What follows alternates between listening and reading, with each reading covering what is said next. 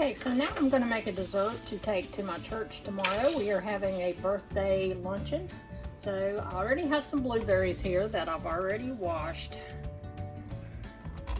I like to use this Fruit Fit Organic. It's a fruit and vegetable wash, and I use that on everything I buy to help get some of the chemicals that they put on them so that they'll last. For the strawberries, I'm just going to go through and cut the end off for now. And then I'll go back later, and I have a little Pampered Chef slicer that I've had for many years, and I'll go back and slice them up. So I'm going to do just a few. I'm going to wash them. I have some water here in the sink, and I'm going to let them sit in there and soak. And I'm just going to keep doing these, keep cutting the ends off, washing them, and putting them in the sink. And once I get all that done, I'll come back and show you how I'm going to slice it. And then we're going to make a cake. Well, not really a cake, but a dessert. So next, I'm going to slice my strawberries again. This is an old Pampered Chef slicer that I've had for many years. You probably can still get them. I think they were probably intended to slice eggs, but I use them to slice all kinds of things, especially strawberries. It makes it so easy. So you just lay your strawberry down in there the way you want it sliced. Push down, dump it out. And there you have a beautifully, perfectly sliced strawberry. Sorry, I'm trying to get you in the screen here. And I'm just going to keep doing that with all of the strawberries.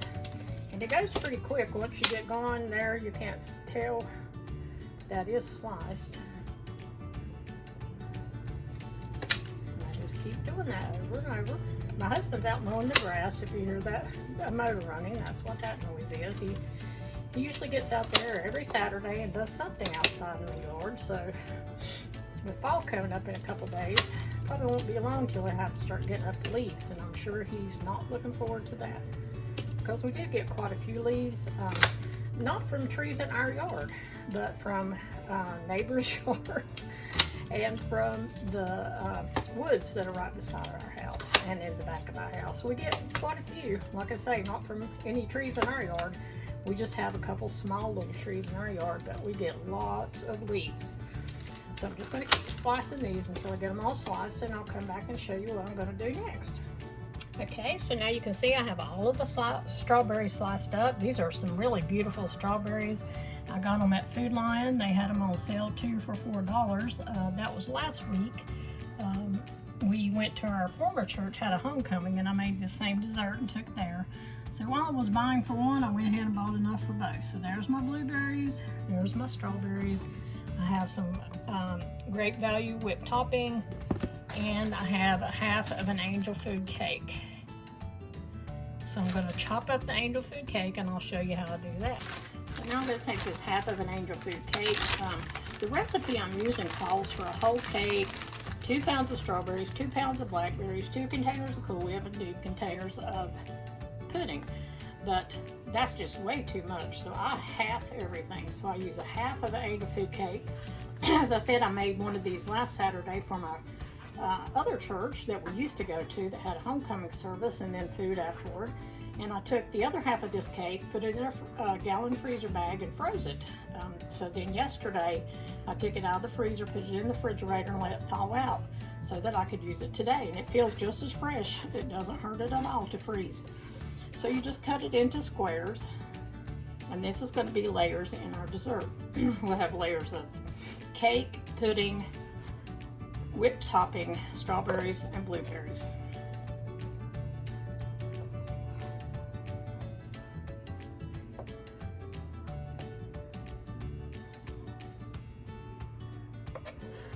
I believe I could have used a little bigger cutting board, but that's okay. We'll make it work. I do love to cook. I cook just about every day. We usually eat out on Friday, but every other day besides that, I cook, or we have leftovers from something I cooked previously. Again, I'm in the South, so we do a lot of Southern cooking. However, I do not fry. We do not eat a lot of greasy stuff. I'm sure some people do, but we don't.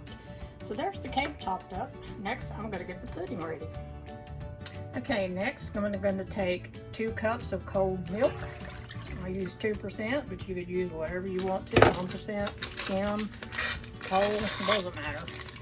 I'm pouring in 1 package of white chocolate jello pudding mix. And this is the only recipe I have ever made that I use this. So I don't know if it's something you've used before or not, but this is the only time I use it. So again, I got that at Food Line last week. They had it on sale. I've noticed at Walmart that it's, for some reason, their pudding is very expensive, at least the white chocolate one. So I have it in my stand mixer. It just makes it a little bit easier because I have done it with the hand mixer, but just sort of splatters out everywhere. So it's just easier to do it with the stand mixer. So I'm just going to let this go. And the directions will tell you to mix it for 2 minutes. I'm not going to mix it that long because I want to be able to pour it into my dish easier. So I'm probably only going to let it go about 1 minute. So I'm going to put it up on high and let it go.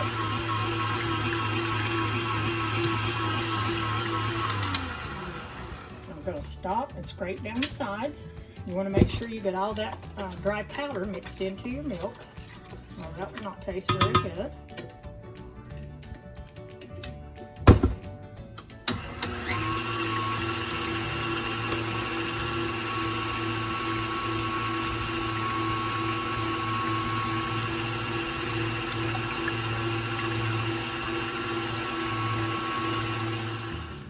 Okay, next I'm going to assemble the trifle. I have a flat trifle dish. You can I also have the kind that's on the stand. I just find when you're taking it somewhere, it's much easier to have this one.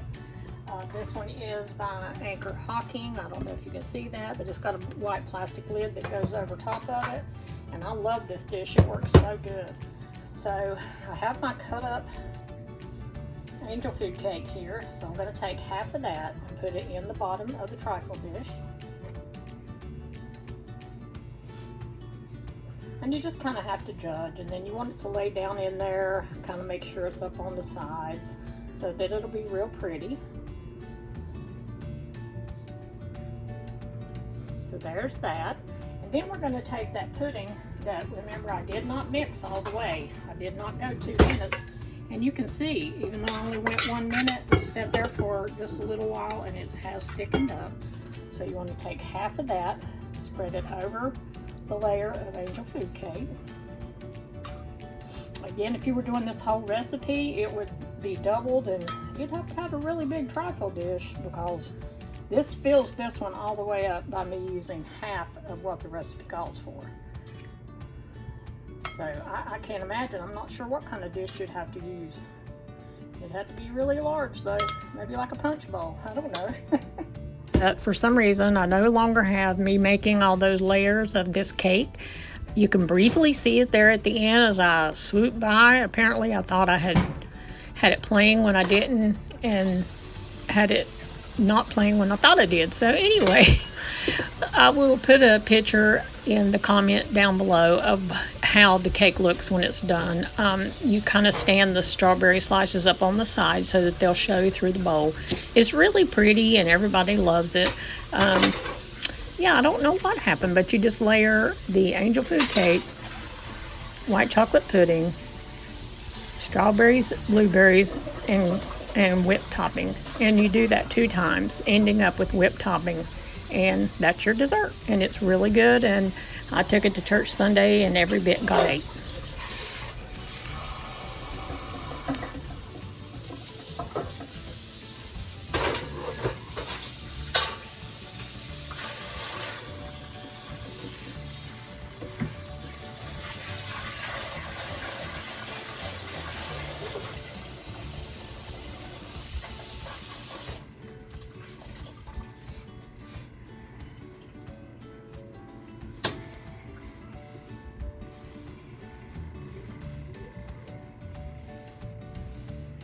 Cleaning away, didn't even know that the camera was on, so you get to see me cleaning up at the end too, or at least partially.